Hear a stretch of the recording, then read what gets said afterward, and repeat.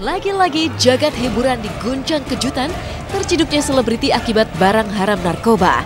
Ya, hanya dalam hitungan hari pasca secara berturut-turut Fachri Albar, Roro Fitria hingga Dawiyah Putri Elvi Sukaisi terjaring aksi penggerebekan narkoba hari Rabu tanggal 21 Februari kemarin. Giliran pesinetron Rizal Gibran yang terciduk. Tak banyak yang tahu jika pada hari Rabu dini hari kemarin, Direktorat Narkoba Mabes Polri diam-diam menggerebek Rizal di rumahnya sendiri di kawasan Tambun, Bekasi, Jawa Barat, lengkap dengan sederet barang-barang berupa alat, senapan airsoft gun, serta narkoba jenis sabu-sabu seberat 0,66 gram yang disembunyikan Rizal dalam kemasan permen coklat menjulangkan ironi. Apa yang terjadi dengan jagat selebriti? Mengapa dalam kurun waktu kurang dari 1 bulan, ada lebih dari 3 selebriti yang terjaring operasi anti narkoba pihak yang berwajib karena barang haram narkoba? Benarkah dunia hiburan memang lekat dengan godaan narkoba? Entahlah, yang jelas sebelum tertangkap pada hari Rabu dini hari kemarin, kabarnya Rizal sudah menjadi TO alias target operasi karena bahkan foto dan keterangan tentang Rizal konon sudah berada di meja Brigjen Polisi Siswandi, sang pendiri organisasi GPAN atau Generasi Peduli Anti Narkoba.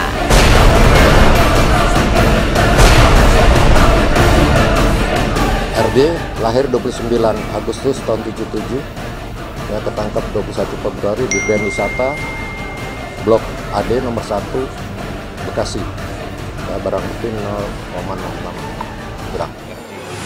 RG ya, RG ya. Ditangkap oleh Direktorat Narkoba Baris Krim Polri. Selentingan tadi pagi kami ada jumpa pers, ternyata saya kaget juga kok ada di meja Bapak ini, Pak Siswandi yang pelindung kami di rehabilitasi, kok ada fotonya ini inisial RD gitu loh. Karena saya kan juga advokasi di rehabilitasi ya. Kebetulan pada saat itu bergaul di situ mereka tuh spek-spek ya, makan juga doyan seperti biasa kan. Tapi sisi lain ya nggak tahu lah seperti itu. Saya lihat kok sudah mungkin target kawan-kawan atau target saya nggak tahu ya. Yang jelas impossible. Semoga aja ini adalah sabotase atau bagaimana harapan kami sih.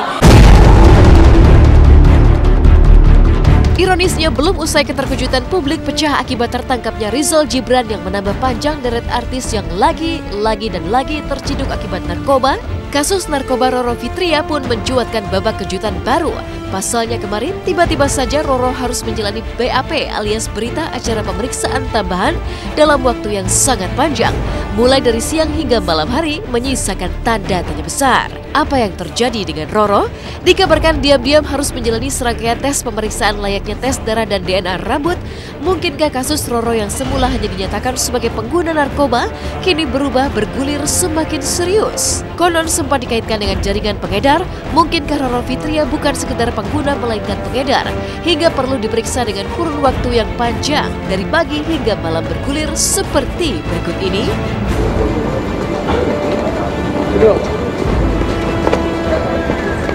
Mbak Roro, gimana kabarnya Mbak Roro? Lihat Mbak Roro.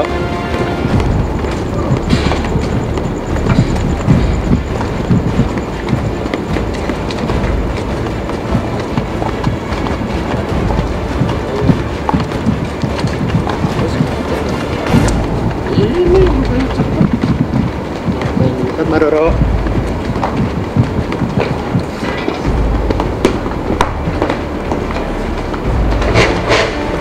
Kira-kira 10 pertanyaan terkait masalah Mbak Roro, tapi jelasnya seperti apa aku nggak bisa kasih statement di sini karena ini bukan ranahku, ini ranah penyidikan seperti itu. Kenapa ada BAP tambahan? Karena di sini penyidik mau menggali lebih dalam terkait persoalan hukum yang menimpa klien kami ini. Nah, karena kan nanti takutnya jangan sampai pada proses perlimpahan ke kejaksaan nanti dipulangkan begitu, jadi biar penyidik ini dia harus matangkan di bawah begitu, biar tidak ada pemulangan berkas perkara dari kejaksaan ke kepolisian dalam P19 begitu. Kemarin saya nyampaikan di Jakarta Selatan itu R, ya, jangan dijabarkan sendiri, R itu atasannya dia, ya, sedang kita cari, kita alias R di situ. Kalau yang masuk dengan RF itu sudah dalam penyidikan dan dia sudah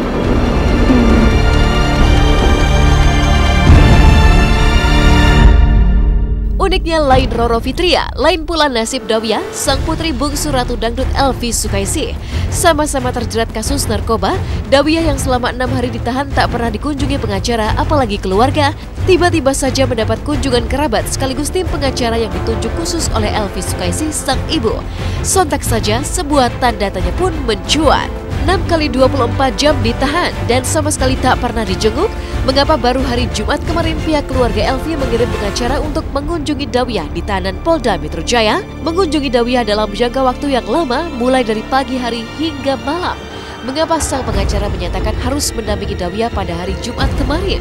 Benarkah karena mendengar Elvi Sukaisi sang ibu akan dipanggil oleh pihak yang berwajib pada hari Senin nanti, kondisi Dawiyah jadi drop hingga butuh dikunjungi sang pengacara yang sekaligus kerabatnya sendiri berikut ini. Karena memang ini posisinya sekarang Dawiyah perlu dibesuk, perlu dijenguk, ya memang harus datang, tidak mungkin tidak. Ya memang sudah dibuat panggilannya kemarin ya, dan kita ikut nanti. Nanti hari Senin kita periksa, nanti untuk materinya itu masih dalam ranah penyidikan dan kita lanjut. Mau tak mau, teka-teki baru pun mencuat. Akan dipanggil menjadi saksi atas penangkapan Dawiyah dan sang kakak. Mungkinkah Elvi Sukaisi akan terancam terseret kasus narkoba anak-anaknya sendiri? Digerebek di rumah Elvi dan baru terkuak telah mengkonsumsi narkoba sejak tahun 2010 lalu. Mungkinkah ketergantungan Dawiyah dan sang kakak mengkonsumsi barang haram narkoba sudah sejak lama diketahui oleh Elvi, ibu kandungnya sendiri? Entahlah, yang jelas ketika ditemui oleh tim Hotshot saat Ridho Roma putra Roma Irama sang raja dangdut tertangkap gara-gara narkoba di tahun 2017 lalu, Elvi Sukaisi menampakkan wajah menerawang mendoakan anak-anaknya jauh terhindar dari bahaya narkoba. Sungguh sebuah potret kasih sayang seorang ibu sejati yang bahkan meski sedih dan terpukul tak mengunjungi Dawiyah selama 6 hari ditahan, tapi toh Elvi dikabarkan masih berusaha tegar dan bangkit mengunjungi Dawiyah di tahanan narkoba Polda Metro Jaya pekan ini. Jadi kalau untuk masalah Ridho ya, saya tahu dia kecilnya dan dia akhlak sekali. Memang sama aku aja luar biasa. Kalau udah ketemu udah Umi Elvi, kalau ditanya siapa penyanyi yang Ridho ini, udah pasti dia sebut Umi Elvi, nggak ada duanya itu. Jadi dia kalau ketemu aku tuh cium tangan ini segala macam gitu loh. Artinya Masya Allah sebenarnya anaknya, tapi ya pergaulan. Kita juga nggak bisa nyalain juga ya. Cuman ya nggak tahu lah, inilah yang namanya musibah. Gitu ya Allah, mudah-mudahan Allah yahfad masyisyar ya Allah, na'udzubillah min dzalik. Mudah-mudahan anakku terpelihara semuanya. Saya menghimbau juga untuk anak-anakku, juga cucu-cucuku mungkin juga hati-hati. Jangan karena hal begitu kalau udah mulai kaki sebelah masuk, mau nggak mau akhirnya dua-duanya masuk. Kayak gitu. Jadi orang kadang-kadang nggak pakai beli, sodorin dulu, habis itu beli deh. Akhirnya rumah orang tuanya bisa gordennya, gasnya semuanya habis, ya kan, hanya untuk itu. Wah, pasti sedih ya, tapi kan tidak untuk kemungkinan kesedihannya itu akan memberikan yang terbaik untuk semuanya. Saya rasa kan situasi seperti ini mungkin nggak ngerti sama sekali ya, kejadiannya kapan, artinya ada apa di rumah. Mungkin kan pemain itu lagi syuting di tempat lain, mungkin nanti akan besok kemarin ya, akan besok ya, mungkin bisa besok, bisa lusa ya, mungkin dari ini ya dengan keluarga yang lainnya. Nah, nanti juga akan saya dampingi.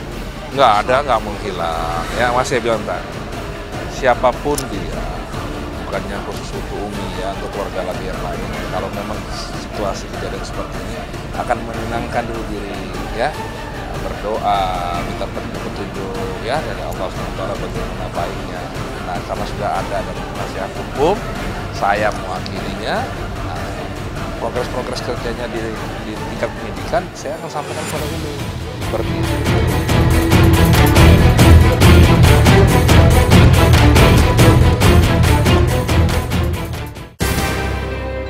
Meninggalkan kasus narkoba yang lagi-lagi menjerat selebriti. Di lain cerita, bintang sinetron Orang Ketiga melahirkan kisah bahagia. Mencuri perhatian sebagai Yuni. Seperti apa sukacita Marshanda yang lagi-lagi kebanjiran hadiah dari penggemar setia sinetron Orang Ketiga? Bagaimana pula dengan Fai Nabila yang baru pertama kali memerankan sosok antagonis sebagai Rizka saat didatangi penggemar di lokasi syuting. Sementara itu, seperti apa pula kisah pemeran lainnya, Anissa Aziza yang tengah mempersiapkan pernikahannya dengan Raditya Dika? Kita simak berita lengkapnya hanya di Hotshot usai jeda pariwara yang berikut ini.